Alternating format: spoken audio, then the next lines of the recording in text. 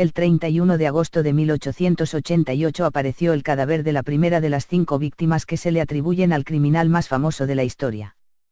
Que nunca se le atrapase y la aparición de otros cadáveres con un modus operandi similar, ponen en tela de juicio la existencia del asesino en serie más famoso de la historia. Jack el Destripador probablemente sea el asesino en serie más famoso de la historia. La brutalidad con la que mutiló a sus víctimas y el hecho de que nunca se le capturara han impregnado al personaje de un misterio y una admiración a lo largo de la historia que se prolonga hasta nuestros días. Tal día como hoy de 1888 apareció en el londinense barrio de Whitechapel la primera de las 5 víctimas atribuidas a Jack el Destripador. Es necesario señalar que durante el periodo de actividad de Jack, se produjeron en Whitechapel hasta un total de 11 asesinatos que compartían ciertos patrones. Las víctimas eran prostitutas, los cadáveres aparecían mutilados y el ensañamiento era tal, que los investigadores de la época se plantearon que todos hubieran sido cometidos por la misma persona.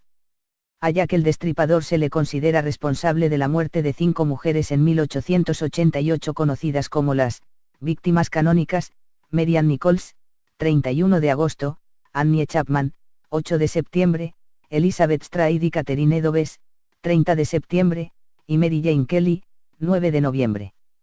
Los cadáveres de todas ellas, excepto el de Stride, aparecieron con la garganta rajada de izquierda a derecha, el abdomen abierto en canal, los órganos sexuales mutilados y les habían sido extraídos el útero, el estómago o los intestinos. Todas ellas sufrieron también la desfiguración del rostro.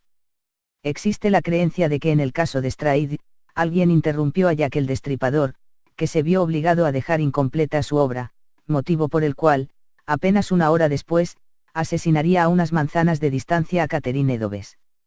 El doble asesinato del 30 de septiembre fue el que realmente elevó al estrellato a Jack el Destripador. El 16 de octubre de 1888 George Alkin Lask, presidente del llamado Comité de Vigilancia de Whitechapel, recibió en su domicilio un peculiar paquete. En su interior encontró medio riñón humano conservado en formol, y una misiva titulada From Hell, desde el infierno, en la que Jack el Destripador espetaba: le envío la mitad del riñón que saqué de una mujer. La otra mitad la freí y me la comí, estaba muy buena. Puedo mandarle el cuchillo ensangrentado con que lo saqué solo si espera un poco. Firmado. Atrápame si puedes. Durante el periodo en que se cometieron los terribles crímenes, tanto Scotland Yard como los rotativos londinenses recibieron multitud de cartas anónimas atribuyéndose la autoría de los asesinatos y diciendo ser Jack el Destripador.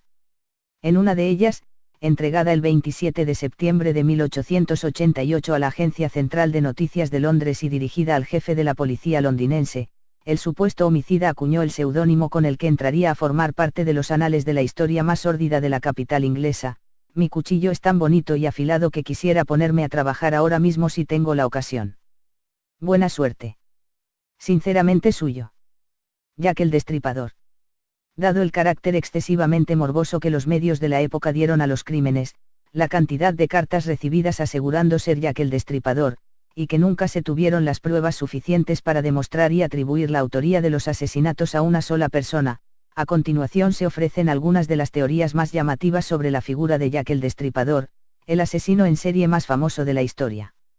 Esta primera teoría sería una conspiración de la realeza británica para ocultar los coqueteos del príncipe Alberto Víctor con la plebe del East End londinense. Así el nieto de la reina Victoria se habría casado en secreto y engendrado una heredera al trono con una dependienta de Whitechapel, Annie Elizabeth Crook. Una vez que la corona conoció la cuestión no tuvo más remedio que encerrar en un psiquiátrico a Annie Elizabeth, y entregar la niña a una amiga de la joven. Esta amiga no sería otra que la quinta víctima de Jack el Destripador, Mary Jane Kelly, que se marcharía a Irlanda a cuidar de la pequeña. Años después Mary Jane regresaría a Londres, donde empezaría a ejercer la prostitución en las calles de Whitechapel. Según esta teoría, la falta de dinero y la desesperada situación que vivía, habrían llevado a Mary Jane a tratar de chantajear a la corona. Así, la monarquía habría enviado a su médico, el doctor William Gall, a silenciar a todas las personas que conocieran la historia de la heredera plebeya, motivo por el cual Mary Jane y sus 4 amigas más cercanas, las otras prostitutas víctimas de Jack el Destripador, habrían sido cruelmente asesinadas. Esta otra teoría atribuye la autoría de los crímenes de Whitechapel a un falso médico procedente de EU y de ascendencia irlandesa, Francis Tumbletti. Según los datos de la época, Tom Bletty se le sitúa en Londres a partir de junio de 1888. Se tiene constancia de que se hospedaba en el hostal del número 22 de Batty Street, situado en el East End londinense. Las pruebas contra Tom Bletty se sustentan en su denostada misoginia, una patología que, dado el ensañamiento contra las mujeres asesinadas por Jack el Destripador, debía tener el autor de los mismos, en los conocimientos médicos necesarios para realizar la extirpación de los órganos, en su repentina desaparición de Londres después del asesinato de la última víctima, y en una carta fechada en 1913, y firmada por él, que apareció en los archivos de la División Especial de Scotland Yard. Dicha carta fue estudiada por una grafóloga y comparada con la misiva, From Hell, y se encontraron bastantes pruebas para atribuir la autoría de ambas a la misma persona. La longitud especialmente prolongada de las y, que llegaban hasta 2 líneas por debajo de la escritura, y el empleo de términos del dialecto irlandés en ambas cartas son evidentes.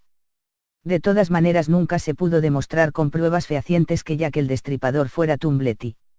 La última de las teorías sobre quién fue Jack el Destripador es que nunca existió y fue una invención de la prensa de la época, y una oportunidad de intentar conseguir notoriedad de varios asesinos, que vieron en la imitación del modus operandi del primer crimen de Whitechapel la coyuntura perfecta para alcanzar la fama.